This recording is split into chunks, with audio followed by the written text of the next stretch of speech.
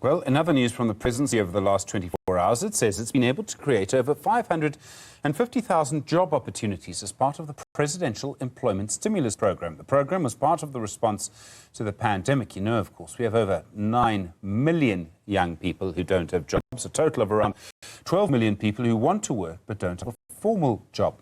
Kristal Duncan-Williams is the project lead at the organisation Youth Capital. Kristal, good afternoon. So 550,000 people, over 500,000, get job opportunities. It sounds like a lot, and I don't want to knock it, but in the greater scheme of things, it's not really a huge amount.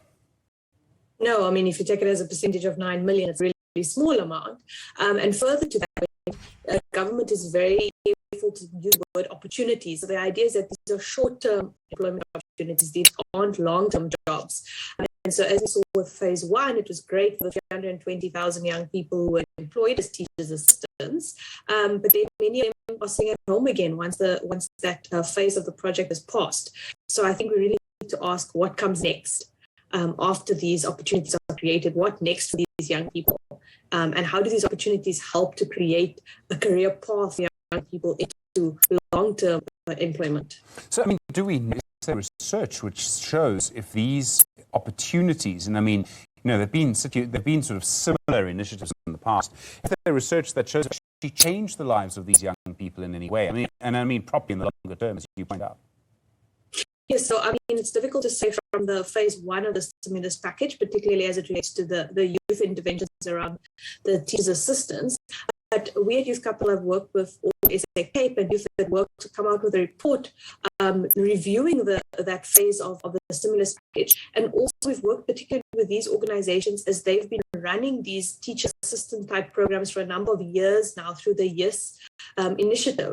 And what they see is that the programs are a year long and the mentorship and training that young people get and the information they get around what their exit opportunities are do help to create some success for a next step for youth who have come through the programs. So knowledge does exist in the sector from other similar programs, and I think government needs to look to these NGOs who have been doing the work for the little small levers we can put in place in these programs to make a real return on our investment, because let's be honest, you know, it's billions, and it would be great if that actually led to long-term employment for young people.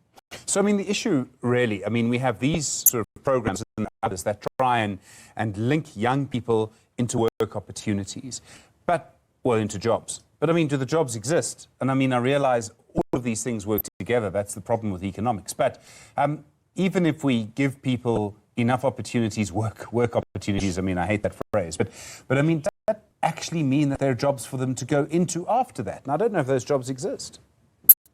That's a very valid point, Stephen. And, you know, that's why in the action plan that Youth Capital has put forward, we have, you know, one of the points is to make public employment work, which is around these kinds of interventions. But another point we have is that we need to unlock opportunities. And what we mean here is things like the employment tax incentive, BBBE ratings, these kinds of government incentives.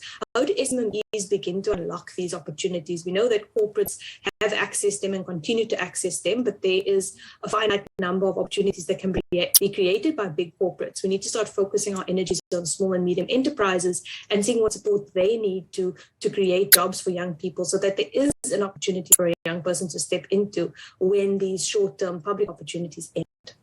And I suppose that also requires, as you point out, sometimes, you know, one or two government programs can make a big difference.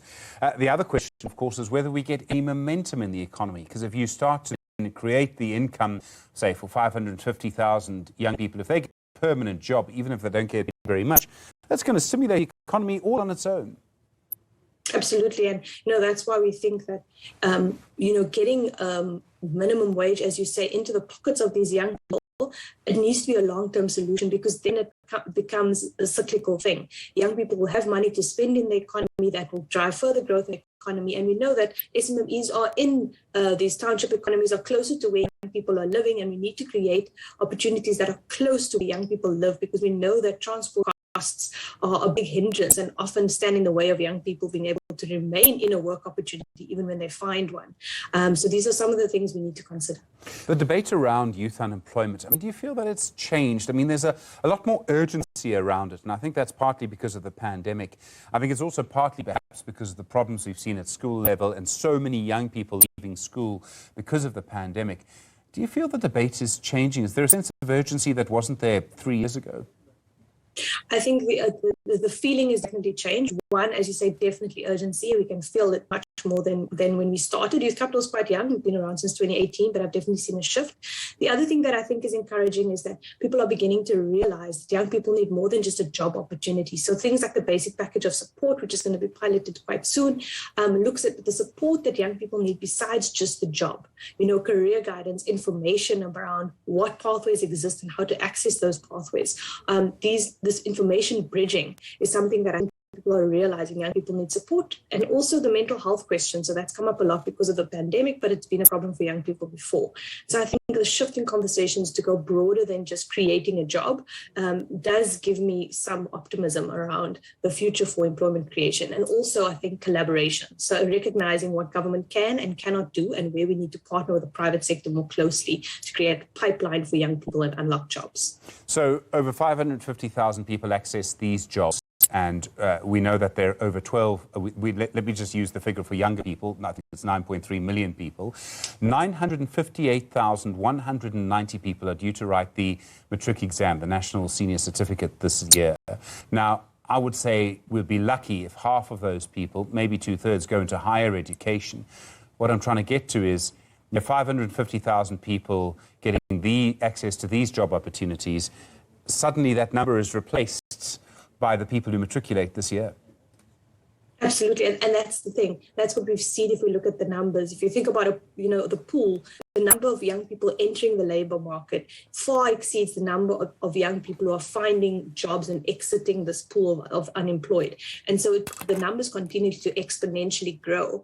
And so what we really need to look at is these large-scale interventions, but like I say, acknowledging that they have their limits, and looking at other interventions which might seem small-scale, but if we add them all together, then create a large number of opportunities for young people. Kristal, Duncan-Williams, project lead at Youth Capital. I really appreciate the time. Thanks very much indeed.